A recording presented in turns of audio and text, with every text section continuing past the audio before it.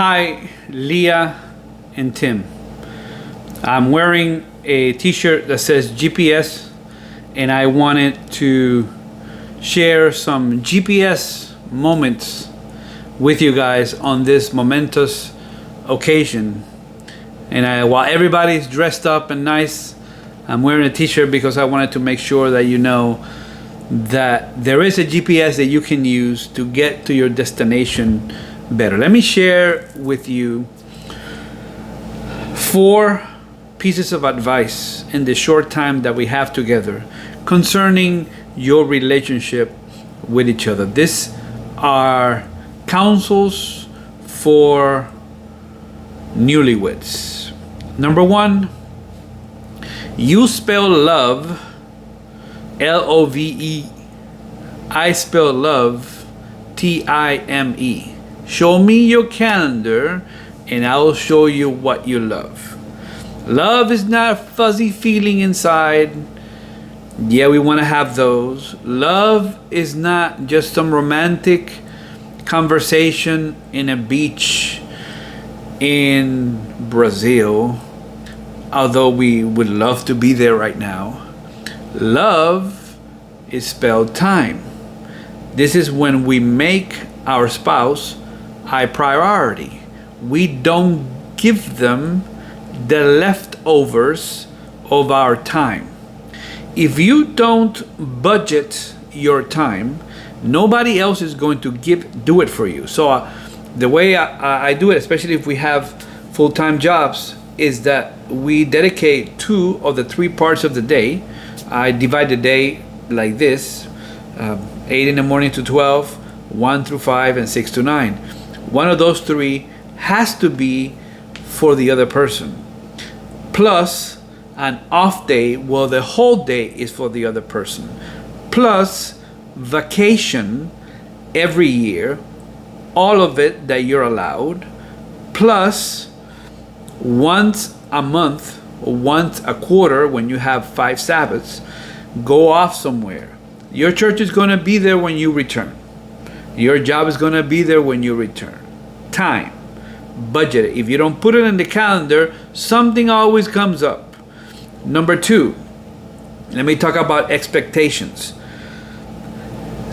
Your disappointments and conflicts are going to come because of unmet expectations. Underneath every disappointment is an unmet expectation. So I know you've talked about expectations, but it's good to constantly remind each other what the expectations were, because you could not have understood everything that goes into a marriage until you are married, until you are living with the other person, until the other person is next to you in bed and is on their phone, right? When you want to go to sleep, but they're a night person and you're a morning person.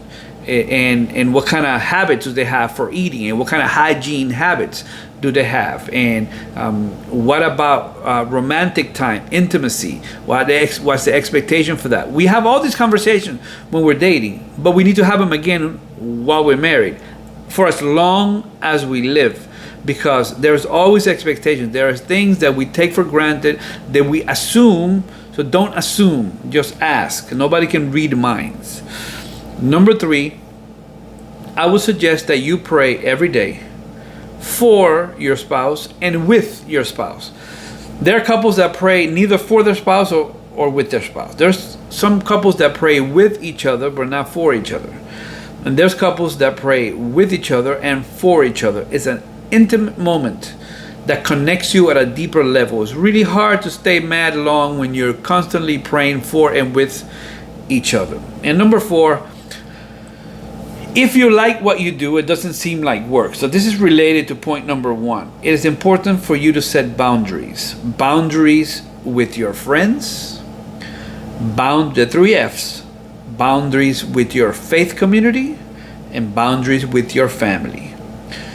You love your family, but you should not replicate 100% your family. You have to have your own family, because you marry somebody who's not from your family, who has their family, and they have their ideas about how family life should work. So you have to blend those 2 things, and you have to make sure that you have boundaries with your mother-in-law and your father-in-law and your mother and your father and your sister and your brother.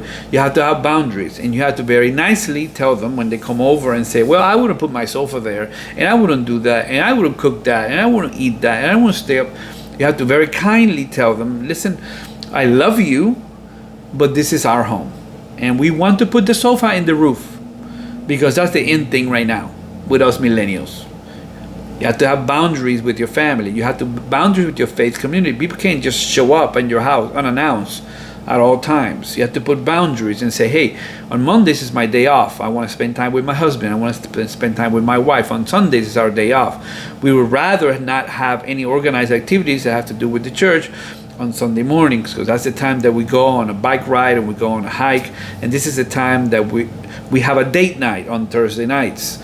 So if, on Thursday nights, please, church family, don't die, don't get divorced, don't get bit by a serpent. Boundaries with your family, boundaries with your faith community, and boundaries with your friends.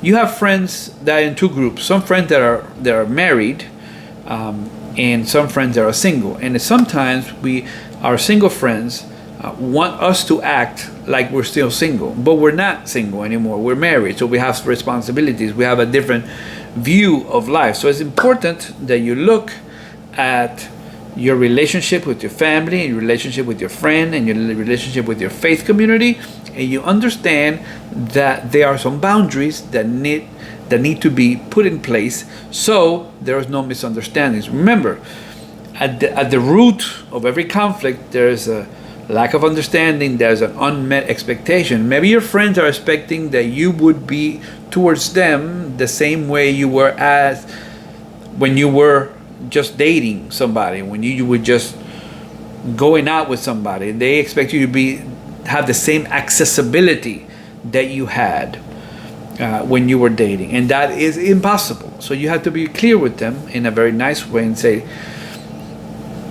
if you're going to disappoint somebody, disappoint your family, disappoint your faith community, disappoint your friends, but don't disappoint the person that you're married, right? Hopefully we don't disappoint anybody, but if we have to choose to disappoint somebody, disappoint other people and not the person that we're married to, because at the end of the day, they're the ones that are going to be with us forever. I hope that as you begin your journey together, that you can be blessed, you can be prosperous in all areas of your life. And I wish that the counsel and the promise that's in Scripture, that God created us for freedom, and He created us for blessing, and He created us to be the head and not the tail, will be implemented in your marriage. May you be blessed today.